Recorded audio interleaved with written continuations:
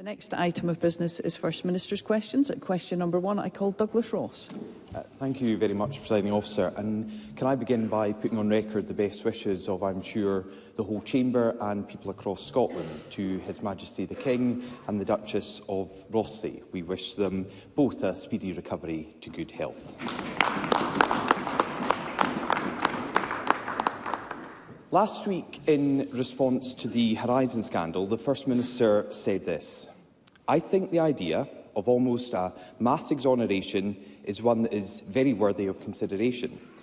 And in a letter to the Prime Minister just 8 days ago, he said, and I quote, "It is right that normal processes for appeals are set aside." But in a statement this week, the Lord Advocate, his government's top legal adviser, said, and I quote, "In Scotland, there is an established route of appeal in circumstances like this." So Humza Yousaf has said that there should be a blanket exoneration, but the Lord Advocate believes that the current process for appeals shouldn't change, with each case being considered individually. So can the First Minister tell not just Parliament, but crucially all the victims of this scandal, what the position of his government actually is? First Minister. Can I thank Douglas Ross for the question? Can I also associate myself with the remarks and wish a speedy recovery to both King Charles and, of course, the Duchess of Rothesay too. In relation to this issue, let's first and foremost begin by paying tribute once again, not just to Alan Bates, but to those hundreds of sub-postmasters and mistresses right across the United Kingdom that should not have had to wait for an ITV drama in order to see justice, or indeed in order to see compensation. But, of course, it is important that the UK Government has acted. Douglas Ross is right. I wrote to the Prime Minister. I should say I've received a response back from the Prime Minister. The response is a positive one, that he is willing to work on a UK-wide basis. I should say happy to release that response, though I think we're waiting for Number 10 to confirm that they're also happy for us to do so. But that detail in that response does say that the UK Government are willing to work with the Scottish Government in order to look at a UK-wide basis for mass exoneration for those who have been wrongfully convicted. I listened very carefully to what Lord Advocate had to say, both in her statement and indeed in response to questions. She was making the point, of course, that there is a current appeals process through the Scottish Criminal Case Review Commission as well, in order to investigate mass miscarriages of justice. But let me just be clear, so Douglas Ross has no misunderstanding. We support the UK Government looking at legislation for mass exoneration of those who are wrongfully convicted, and we've written to the UK Government, got a positive response back, and we hope that the legislation can apply on a UK-wide basis.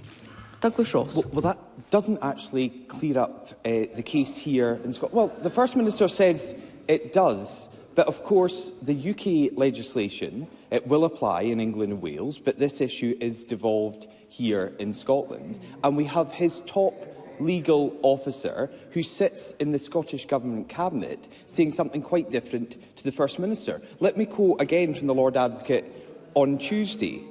"It's an important process because not every case involving Horizon evidence will be a miscarriage of justice, and each case must be considered carefully." That's the Lord Advocate's current position. So what that is a refusal to change the process and accelerate the system because there may be some guilty people.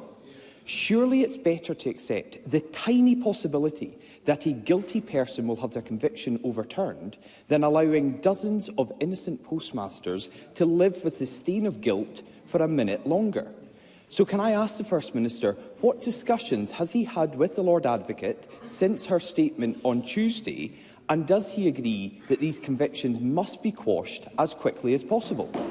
First Minister. The Lord Advocate and I are due to speak again tomorrow, I believe. But what I would say to Douglas Ross is that Lord Advocate, when she was speaking in the Chamber, of course, was speaking as the independent head of prosecutions.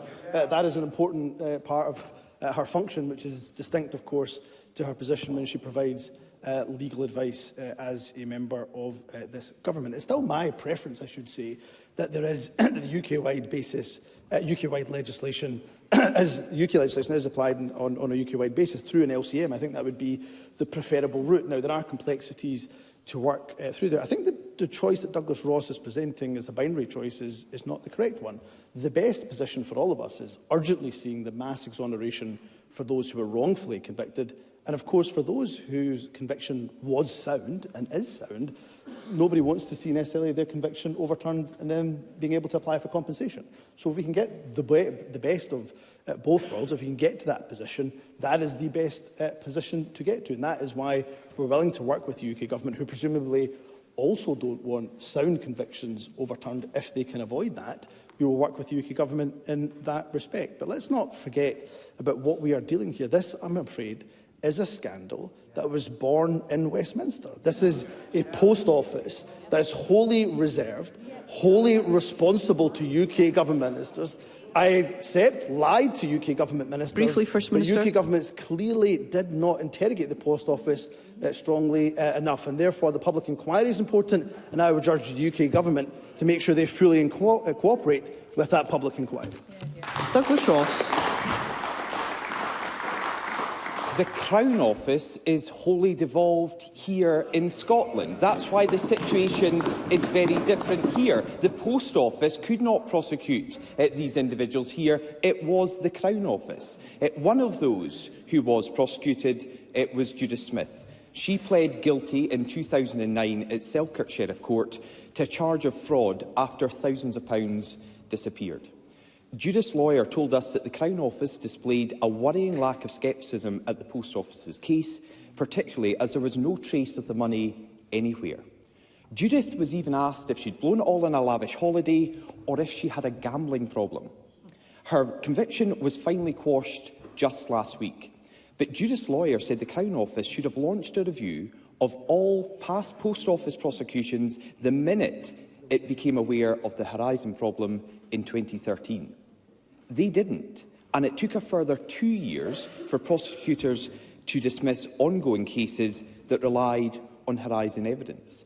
So can the First Minister explain why prosecutions in Scotland continued for 2 more years after the Crown Office became aware of concerns with Horizon? And does the First Minister agree with the Scottish Conservative calls that the Lord Advocate at the time, Frank Mulholland, should come to this Parliament to answer questions on this scandal? First Minister. First of all, can we be clear?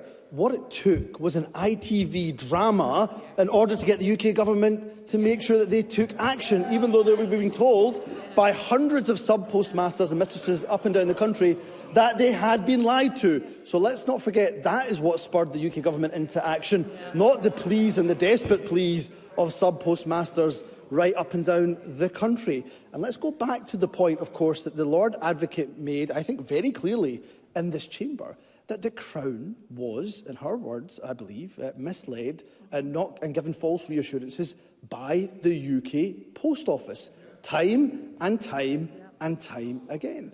And I have to say, hearing the harrowing testimonies, including, of course, the one from Judith that Douglas Ross just articulated, there are many institutions that will be answerable for what they did and the action that they took. And I would fully expect, and I'm certain it will be the case, that the Crown Office would also, of course, fully cooperate with the public inquiry underway. In terms of why the Crown chose to prosecute cases post-2013, again, the Lord Advocate laid that out, laid out the fact that, of course, there was guidance to prosecutors in 2013 involving Horizon cases, and, of course, then they stopped prosecuting cases in 2015 that were sufficiently dependent on Horizon data. In terms of Lord Advocate, of course, the current Lord Advocate is responsible and answerable for the Crown. Of course, she has already answered questions about what took place in 2013, and she has already said if MSPs want a further opportunity to question her, then she will make herself available.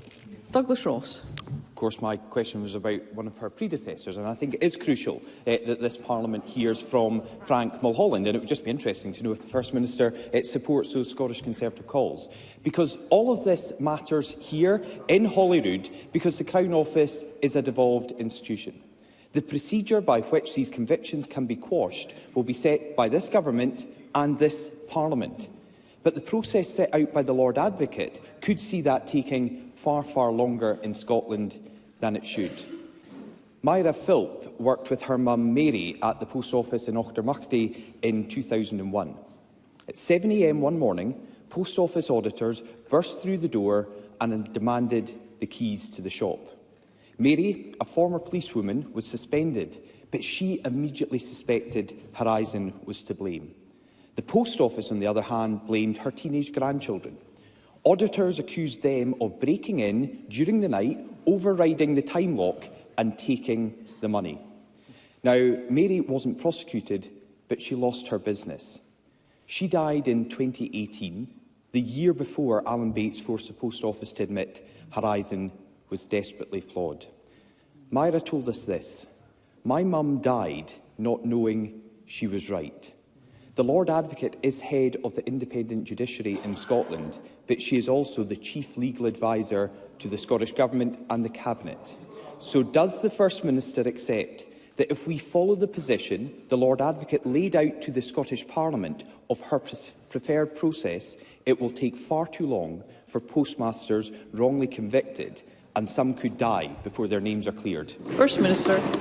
Can I give clarity once again, not just to Douglas Ross, but to Mary's family, to all the other sub-postmasters, sub-postmistresses right across Scotland. The UK Government last week announced that they were looking to bring forward legislation in the UK Parliament in order for mass exonerations to take place when it comes to wrongful convictions. I have written to the Prime Minister to say we welcome that process. And not only that, as the First Minister, that we'd be willing to work with the UK Government for that legislation to take place and have effect on a UK-wide basis. Now, that could be through an LCM. I should say to Douglas Ross, if an LCM, for whatever reason, the UK Government, if that is not possible, we are already working on contingencies that are in separate Scottish legislation if that is required. I hope not. I think that if there is a possibility for an LCM, that would be the easiest and the quickest route. I, as the First Minister of Scotland, will decide what legislative route, of course, is brought forward to this Parliament in order to exonerate those who are wrongfully convicted. Let's say once again that harrowing testimony that Douglas Ross has given in relation to what Mary had to suffer, and no doubt the consequences are still felt by her family. That happened on the UK Government's watch. That happened because of a post office that's wholly reserved to the UK Government. And UK Government ministers of UK-based parties, time after time after time, did not believe sub-postmasters and sub-postmistresses like Mary and others who were being harassed by the Post Office at the time. And they have waited far too long for justice. And let me give an absolute confirmation and assurance to them that we will work with the UK Government and whoever else we need to make sure there is not a single day longer Briefly, that they First have to Minister. wait, not just for justice, but for access to compensation. Thank you. Question number 2, Anna Sarwar. Can I echo the best wishes to King Charles and the Duchess of Rothesay and wish them both a speedy recovery. Presiding Officer, confusion about the ban of XL dogs in Scotland has brought dangerous dogs back into the headlines. Today, the SNP government will finally make a statement, and I hope they take action. But like so many issues, it is only when media pressure builds that SNP ministers respond. Too often they act on headlines rather than the evidence.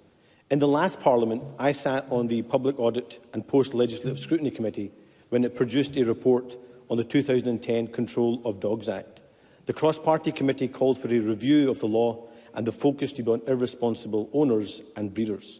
The government accepted the findings of the committee and committed to a review in 2019. So can I ask the First Minister, nearly 5 years on, why are we still waiting? First Minister. Like I say, of course, there was something that happened between 2020 and, of course, the current time, and that was a global pandemic, which, of course, undoubtedly resulted in the fact that other work had to be delayed. I think most individuals would accept that. In terms of the XL bully safeguards that the UK Government have brought in, they, of course, made that announcement without a single word of consultation with the Scottish Government. I suspect if at that point I had said to Anna Sarwar that yes, we will take immediate action, he would have demanded what consultation we had had. So it was right that Siobhan Brown took the time to have consultation with, of course, animal welfare stakeholders, with those who are involved in animal rehoming centres. I should say the Scottish Government still absolutely believes that the correct approach is deed, not breed. But we have to also be able to respond to the fact that we've seen media reports of a number of people bringing their XL bully dogs over the border to Scotland. So we have consulted, we have taken time to engage, and we will bring forward safeguards. And it should be said, this is not a ban. Of course, people will still be able to have their XL bully dogs if they, of course, meet the criteria of the regulations that are brought forward. But let me say to Anna Sarwar, when it comes to the stricter regime that we have in terms of the Control of Dogs Act, in terms of the various notices and the stricter regime that we have here in Scotland, I'm pleased that we have a strict regime here in Scotland that isn't available elsewhere in the UK. Anna Sarwar. I know the First Minister is not good in the detail, but the review of the Control of Dogs Act was in the programme for government in 2021 during COVID, so I'm not sure that excuse holds any water. In 2022 alone, victims were treated in Scotland's hospital a reported 7,600 times for injuries inflicted by dogs. These dogs were out of control, often mistreated or poorly trained by their owners. Many of the injuries people sustained disfigured them for life. Kirstine Hobson is a postwoman in Oban. In December, she was brutally attacked by a German Shepherd and sustained serious injuries to her face, leg and arm and needed specialist plastic surgery. She'll be scarred for life, emotionally and physically. But nothing that the government is announcing today would have helped Kirstine. The government promised 5 years ago to take action against irresponsible owners and breeders, not just an individual breed. So if the government can act on XL bullies, what will it take for them to protect people like Kirstine and so many others that they have repeatedly promised to do? First Minister. My sympathy goes to Kirstine for the injuries that she has suffered. But just to say to Anna Sarwar, of course, that we did take action on the back of the work done in 2019. That's why we have a really important regime of dog control notices. That is the regime that I'm talking about that does not exist in England and Wales. And if Anna Sarwar had the detail in front of him, he would know that. He would also know, of course, that there are currently more than 1,200 active dog control notices in place in Scotland. And XL bully dogs, we know, represent 2% of those DCNs that are in force. So one dog attack is, of course, one too many, and we've taken a whole range of actions to protect communities as best we possibly can. And that dog control notice regime that we do have undoubtedly will help in that regard. But we'll continue to work with Police Scotland, with local authorities, with the SSPCA and indeed other relevant interests to keep communities safe from the very small minority, and we should be clear about that, it's a very small minority of irresponsible dog owners for their dangerous dogs. Anna Sarwar. 7,600 treatments in hospital related to dog attacks in one single year. I don't think the First Minister should be playing that down, because that would be of extreme concern to families across the country. Humza Yousaf was, of course, Justice Secretary when this government promised to review the Control of Dogs Act, and still nothing has happened. People like Kirstine shouldn't have to be fearful when they go to work, and parents shouldn't have to fear for their kids when they take them to the park. This government has a responsibility to protect people, not just respond to bad headlines. But too often, sadly, that is the case. We saw it with the infection scandal at the Queen Elizabeth Hospital. We saw it last week and again today with the post office scandal. And now we see it with XL bully dogs. So this government must commit to stronger powers for councils and the police and make it clear that the responsibility for dogs lies with owners and breeders. So does he accept that we can't wait until another 7,000 people are harmed before this government fixes the Control of Dogs Act? First Minister. Can I say to Anna Sarwar, his third question there took no account at all of the response that I gave to his previous question. That is the problem, because Anna Sarwar says we failed to act. If he had stopped just reading the pre-prepared script, he would have, of course, heard me say that we brought in a DCN regime, that dog control notice regime that came in, that does not exist in England and Wales. And the fact that we have that in place has meant, of course, that we have more than 1,200 active dog control notices in place as we speak. So we'll continue to work, of course, with Police Scotland, with local authorities, the SSPCA and other relevant stakeholders to keep our communities safe. We've established on top of that an operational working group involving local authorities, Police Scotland, COSLA and key stakeholders to progress this work. We've also commissioned a national dog control notice database to help enforcement agencies better monitor the control of dogs. When it comes to having to respond to the UK government's actions, and that's what we're having to do in this case, wouldn't it be far better that we didn't have to always respond to what the UK government does and instead have the full powers here in Scotland, Presiding Officer? Question number 3, Alexander Stewart. Thank you, Presiding Officer. To ask the First Minister what the Scottish Government's response is to reports that Scotland has among the worst survival rates for some of the most serious cancers. First Minister. Cancer remains a national priority for the NHS and the Scottish Government, which is why we published a 10-year strategy in June 2023 focused on improving cancer survival and providing equitable access to treatment. It includes a focus on the less survivable cancers and improving their outcomes. The strategy and the plan take a comprehensive approach to improving patient pathways in cancer, from prevention and diagnosis right the way through to treatment and, of course, post-treatment care. I'm very heartened by the fact that overall cancer mortality in Scotland has decreased by 11% over the last 10 years, but we recognise, of course, we have much more to do, particularly when it comes to less survivable cancers. And can I put on record the fact that I know Alexander Stewart has raised these issues on a number of occasions, and the importance that he attaches to this is shared by the Government too. Alexander Stewart. I thank the First Minister for that response. The SNP Government have been responsible for running health for nearly 17 years. Data shows that out of 33 countries of comparable wealth and income levels, Scotland ranks as low as 32nd for the 5-year survival from pancreatic cancer, 31st for stomach cancer and 29th for lung cancer.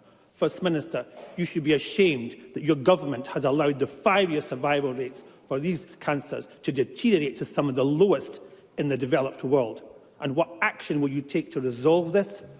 Always through the chair, please. First Minister. Of course, there are those type of rates and survival rates, then there is work for the Scottish Government to do. There's no getting away from that. I have spoken often about my own personal experience in relation to pancreatic cancer. I lost an uncle, a dear uncle, to pancreatic cancer. So it's an issue that's very personal to me. I should say, of course, there are areas where we compare very favourably to those 33 countries in terms of liver cancer, for example. Survival rate, Scotland is 12th, whereas the UK overall is 21, England 25th place. So there are other cancer types where we're seeing progress, but clearly in other areas such as pancreatic cancer, stomach cancer, brain cancer, lung cancer, there's still much more for us to do. In relation to what we are doing, I'll make sure the Cabinet Secretary for Health writes in detail to Alexander Stewart, but what we are doing is trying to speed up diagnosis where we can, and that's why we're investing in our Detect Cancer Early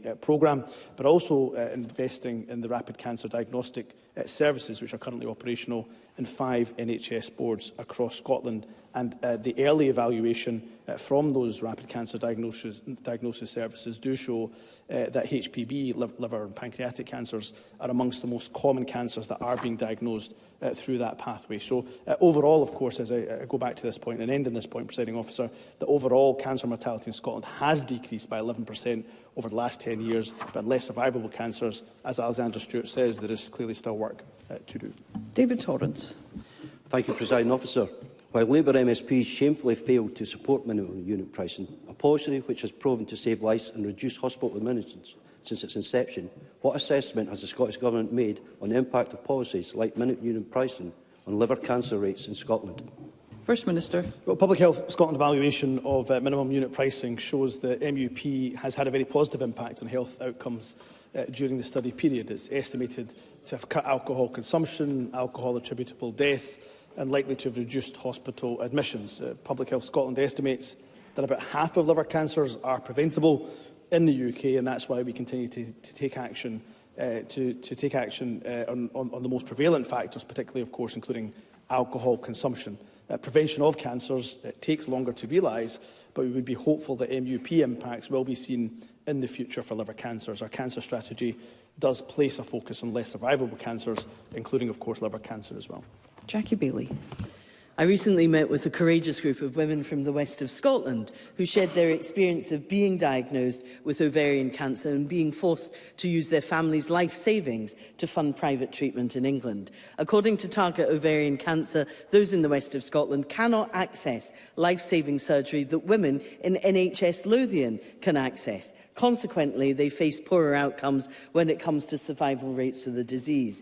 It is nothing short of a national scandal that women with ovarian cancer are having to pay for the surgery they need and deserve because of where they live. Can the First Minister tell us why women in the west of Scotland can't get surgery and what urgent action is being taken to end this life-threatening postcode lottery?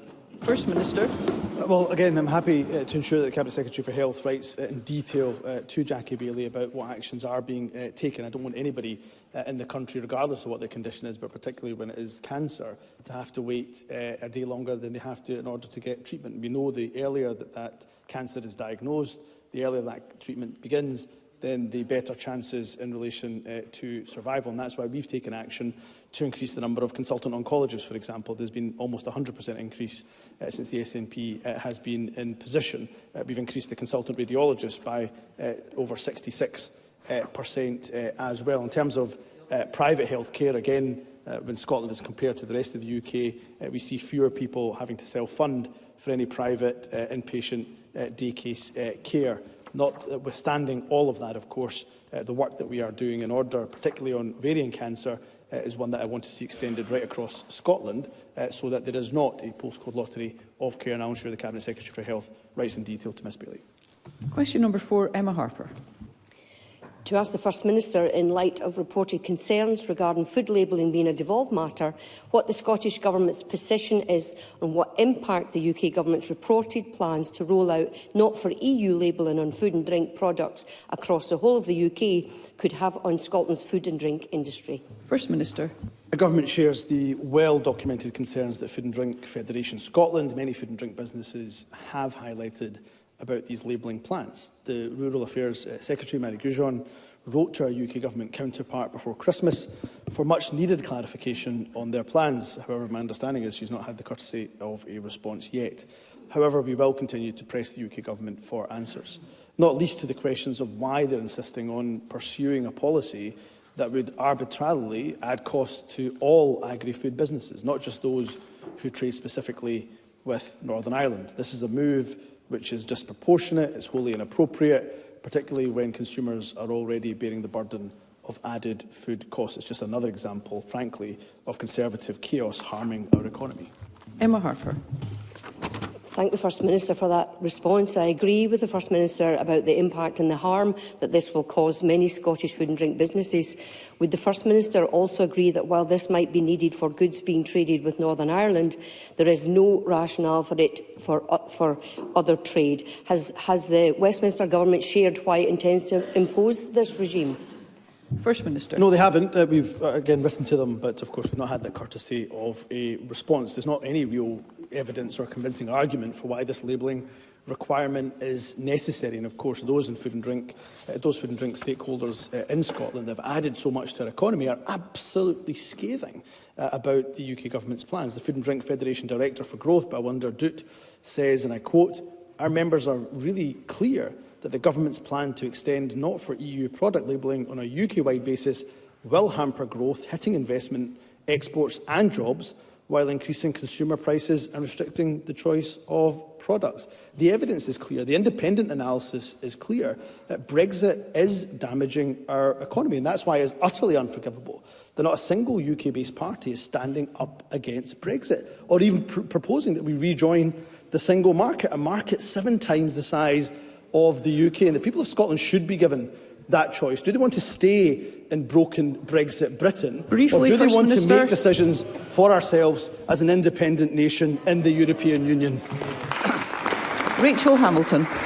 Thank you, Presiding Officer. The UK Government will launch a consultation on a new food labelling scheme which will ensure that consumers know what they are buying. They're buying high-quality British produce over imported goods that don't meet UK welfare standards. Does the First Minister support this move, and can he explain how he expects Scottish farmers and fishermen to continue to provide high welfare and environmental standard food when his SNP budget is cutting £46 million from the Rural Affairs portfolio?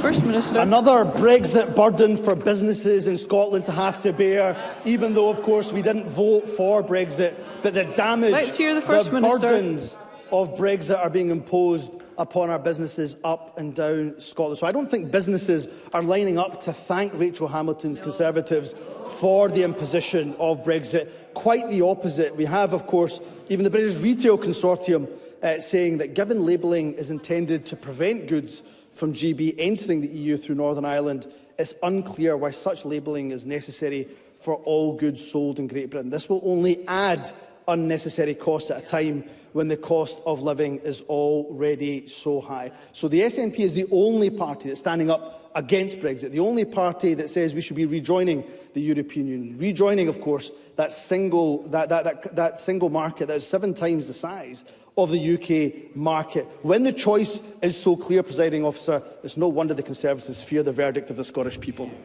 Question number 5, Douglas Lumsden. To ask the First Minister what percentage of the premises contracted for delivery of superfast broadband under the R100 scheme have still to be connected. First Minister. All homes and businesses across Scotland can currently access a superfast broadband service. The R100 contracts are going beyond that by extending access to gigabit-capable broadband that's over 30 times faster than our original commitment. Our programme does remain on track to complete build and ensure all contracted premises are connected by 2028. So far, over 36,100 premises have been connected, and the remainder will be phased between now and 2028. The Scottish Government has prioritised investment in digital connectivity in the 24-25 budget, despite, of course, swinging cuts from the UK Government, recognising, of course, that digital connectivity is a key building block for a green and growing economy. Douglas Lumsden. First Minister, the R100 scheme was meant to connect over 114,000 premises, mainly in our rural areas, by 2021. From a Freedom of Information request, we know that only 29% of these premises have been connected, and the figures in the north are even worse, with only 15% delivered. And the scheme for North Scotland has slipped to 2028, 7 years late. So does the First Minister accept that this abject failure by his government is leaving our rural communities behind, and will the R100 scheme be delayed any further? First Minister. Well, first of all, Presiding Officer, we do have a strong track record of delivering successful digital infrastructure. Our broadband initiatives have delivered almost 1 million connections to date. But for Douglas Lumsden to ask about telecoms, when telecoms is wholly reserved to the UK Government, well, you couldn't mark his neck with a blowtorch, Presiding Officer, because we have a strong track record. We have invested. In fact, when it comes to rural Scotland, we've invested 3 times more in the R100 North contract than we have in the Central or South contract. So any suggestion that the North of Scotland has been neglected is simply untrue. But despite the fact that telecoms legislation is wholly reserved to Westminster, the UK Government has invested just £49.4 million of the R100 programme. This stands in stark contrast to the £592 million that the Scottish Government has invested. Presiding Officer, if we left it to the UK Government, we would all be using dial-up modems, Presiding Officer. So thank God and thank goodness for the SNP stepping First in. Minister. And through our efforts, of course, we've delivered over 1 million broadband connections to Scotland Thank today. you. We must move on, and I call Beatrice Wishart. Thank you, Presiding Officer. The First Minister may recall media coverage of the eye-watering quote of £725,000 given to Shetland residents to get connected to superfast broadband. The broadband voucher scheme, even when pooled with neighbours, wouldn't have covered the cost. Another constituent's investigating the possibility of a community scheme, but finds that inflation has impacted the scheme's real terms value. Is it time for a rethink of the current voucher scheme offer? First Minister. I'm happy to look at the important issue that Beatrice Wishart does raise. We have had some success when it comes to our R100 programme on a number of our islands, sometimes our most remote islands. I know, of course, Beatrice Wishart is asking me about Shetland in particular, but when it comes to our contract build on Fair Isle, it was delivered almost 2 years ahead of schedule in one of the country's most challenging rural locations. What I would say to Beatrice Wishart is the issues that she raised are important. Of course, if there are tweaks that we can make, understanding particularly the complexities in our island communities, then we're always happy to consider that. Question number 6, Evelyn Tweed. To ask the First Minister what steps the Scottish Government is taking to ensure that information on sexually transmitted infections is accessible in light of STIQ Day and the reported rising number of cases of sexually transmitted infections in Scotland. First Minister. Ensuring that people have access to the information and services they need to make informed choices and to take care of their sexual health is absolutely vital, which is why there are outcomes in our Sexual Health and Blood-borne Virus Action Plan. The plan that was published in November just last year sets out the priority areas for action over the next 3 years, and it's backed by £1.7 million of government funding. The Scottish Government is funding a number of projects to support these priorities, including the development of a new sexual health website hosted by NHS Inform, and production of accessible animated information resources on key sexual health topics, including STI testing in a range of community languages. Vaccinations against STIs also continue to be important in the protection of treatment and disease. Evelyn Tweed. Research published by the BMJ last year found that young people in rural and island communities face practical and social barriers to support for sexual well-being. Can the First Minister outline what steps the Scottish Government is taking to ensure access to timely STI testing in these areas? First Minister. That's a really important point that Evelyn Tweed rightly raises around the particular complexities and nuances that our rural communities face in relation to sexual health care. And rural communities do face very unique challenges when it comes to accessing healthcare. Sexual health is no different to that. And that's why, of course, we don't believe that one size fits all when it comes to delivering healthcare in particular. So NHS boards, they're the experts on their communities, which is why we work with boards to ensure appropriate tailored approaches that are very suitable to local needs. And there's a number of projects that we have invested through our sexual health and BBV action plan, which include a significant focus on rural communities. These include, for example, outreach services in Ayrshire and Arran, and exploring the delivery of HIV pre-exposure prophylaxis and primary care in Grampian. Carol Mockin. Thank you, Presiding Officer. Given the importance the First Minister places on this issue, can I ask the First Minister to acknowledge that there are often limited access to in-person sexual health services, particularly, as was mentioned, in rural areas. Even in more urban areas, clinic times can be limited to 1 session per week, and NHS Inform indicates workforce pressures are causing operational hours to be changeable. Given all of this, can I ask the First Minister what additional investment has been made in sexual health services to ensure face-to-face appointments can be provided appropriately when requested? First Minister. And I think the point being made by the member is very important indeed. And of course, there will be a number of people who want that face-to-face service. There will be a number of people who don't want that face-to-face service. And we should say, all of us, I'm sure collectively, that there is no stigma in relation to sexual health. People should be able to access the care they want when they want it, and however they want it, be it face-to-face or indeed otherwise. In terms of the funding that we're providing, I've mentioned the action plan. It's backed by £1.7 million of funding to improve sexual health and blood-borne virus outcomes. Grants totalling £800,000 have been distributed between a whole wide range of projects, including high-quality innovative projects with health boards, third sector organisations and academia. Many of them provide that face-to-face service that Carol Mockin rightly raises. In terms of wider funding for the health service, of course, I'm very pleased that, notwithstanding the fact that we have swingeing cuts from the UK Government in terms of our budget, we've increased our investment in the NHS to a record £19.5 billion. Move to general and constituency supplementaries, and I call Stuart McMillan. Thank you, Presiding Officer. The First Minister will be aware of the McClure Solicitors collapse, which happened in 2021, leaving an estimated 100,000 people affected UK-wide. The firm were a Greenock-based company with many clients locally. The Trust and Succession Scotland Bill passed in December, and the current Regulation of Legal Services Scotland Bill will hopefully make similar situations in the future more manageable. However, would the First Minister provide an assurance that the Scottish Legal Complaints Commission will be supported, if they require it, to deal with the expected increase in complaints relating to McClure's as former clients become aware of the collapse and as public information events take place similar to the one hosted at the Beacon in Greenock with the SLCC earlier this week, which was attended by 150 people? First Minister. Yes, I'm hopeful that the SLCC will be appropriately funded, and I'll come to that point very shortly. I'm aware of this matter. I appreciate, as Stuart McMillan has rightly said, the distress that this continues to cause. And I can't obviously comment on individual cases. The Scottish Government has taken proactive steps to mitigate against such a situation in the future. And Stuart McMillan again is right to raise the issue of the regulation of Legal Services Scotland Bill. Introduces authorisation of legal businesses, bringing benefits such as greater consistency in regulating legal firms, enabling the regulator to identify and address deficiencies early doors.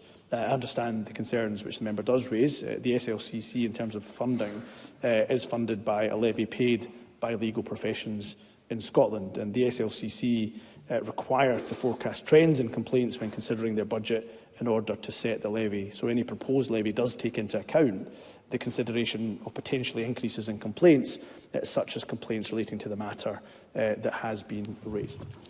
Pam Gossel. Thank you, Presiding Officer. Early this week, I attended a protest against East Dunbartonshire Council's plans to close the Milan Day Care Centre. Milan provides a fantastic tailored service to elderly and vulnerable ethnic minority clients. Its service users all say that Milan should be a model for the rest of Scotland to follow, rather than something to be closed down. Can I ask the First Minister, does he agree that local services should cater to all communities, including the needs of ethnic minorities?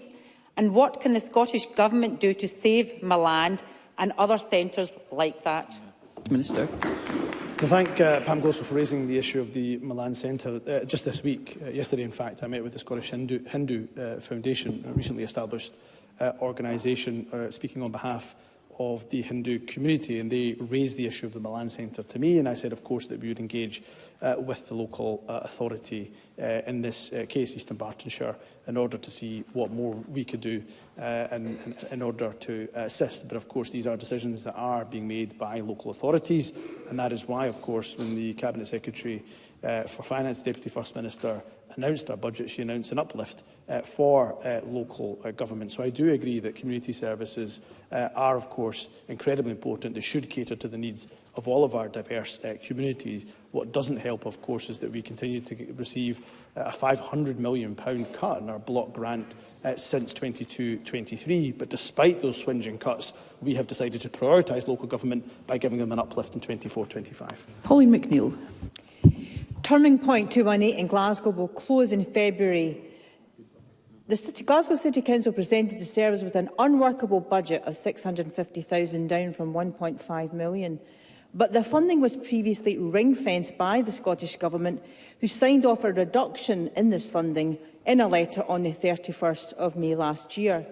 And this decision has effectively resulted in the closure of the service.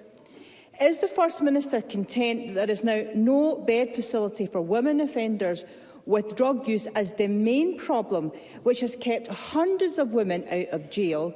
The Lilia Centre in Maryhill, which is brilliant, cited by the Cabinet Secretary in her response, is not an alternative to custody disposal. Ministers surely cannot wash their hands of this tragic outcome. First Minister. I know the 218 project well. I visited the 218 project in the past when I was on the Justice Committee many years ago, and it's a project that I know is doing some excellent work. This is, of course, a decision made by Glasgow City Council in relation to the services that they're able to fund. I am more than happy, of course, to ask the Justice Secretary to engage with Glasgow City Council on this particular issue, because I know the excellent work that Turning Point 218 has done over the years. We know, of course, by giving that really intensive support to female offenders, we can stop that cycle of reoffending. So it is a project that I know of and that I value very, very highly. Of course, we have maintained our budget in relation to the national mission on dealing with drugs deaths in particular. But this government, nobody should be in any doubt, believes in community justice disposals, and that's why I'll ask the appropriate Cabinet Secretary to pick this issue up with Glasgow City Council. Kevin Stewart. Morning. It was sad to hear that Marks and Spencers have decided to close their Aberdeen St Nicholas Street store, a blow that has been lessened by the fact that they intend to invest and expand at Union Square in Aberdeen. However, the site of St Nicholas Street on Union Street is a very important one, and I've asked the local authority and other stakeholders to come together to form a task force to ensure that we can have a bright future for that site and Union Street as a whole. The First Minister has previously ensured investment in the Our Union Street project to help with regeneration of Aberdeen city centre. Can I ask him if the government would serve in such a task force if it comes to fruition, and I hope that he will agree to do so. First Minister. I'll be certainly happy to give that consideration. As the member has already rightly said, of course, we value our city centres, our town centres, and we are working hard to make sure that they are as vibrant as possible. A flourishing and vibrant city centre is essential, in fact, for the social and economic well-being of our cities and of Aberdeen as well, of course. That's why we provided, as the member said, £400,000 to the community-led Aberdeen Our Union Street initiative, which aims to revitalise the town centre, building on the city centre's regeneration plans. But if Kevin Stewart can furnish me with the details of the task force that he is proposing, then of course we will give that due consideration. And Liz Smith. Thank you. 4 months have passed since the Scottish Government announced a full public inquiry into Professor El Jamel, but we still have no confirmation of the appointed chair, no confirmation of the start date of the one-to-one clinical reviews, and as revealed by the Courier newspaper, no confirmation from you as First Minister that the public inquiry will start in 2024. So can I ask the First Minister for confirmation on all these points? First Minister. Yes, it's fully my expectation, of course, that the public inquiry starts in 2024, and by that, of course, we should have a judge appointed, an inquiry chair appointed very shortly, I would hope, because the Lord President rightly has been involved in the process of appointing an inquiry chair, and discussions, I can say, are at a very advanced stage. Planning for the independent clinical review is also well underway, and further discussions are continuing early next week. We'll say more as soon as we can. As with the announcement of the inquiry, we'll ensure that former patients are informed directly wherever possible. But I would like to say to those who have suffered greatly at the hands of Professor El Jamel, we don't want them waiting a moment longer in order for the public inquiry to begin, and can give them absolute confidence that there is a lot of work happening somewhat behind the scenes at the moment with the appropriate authorities, including the Lord President, to ensure that an appropriate inquiry chair is appointed. Thank you. That concludes First Minister's questions.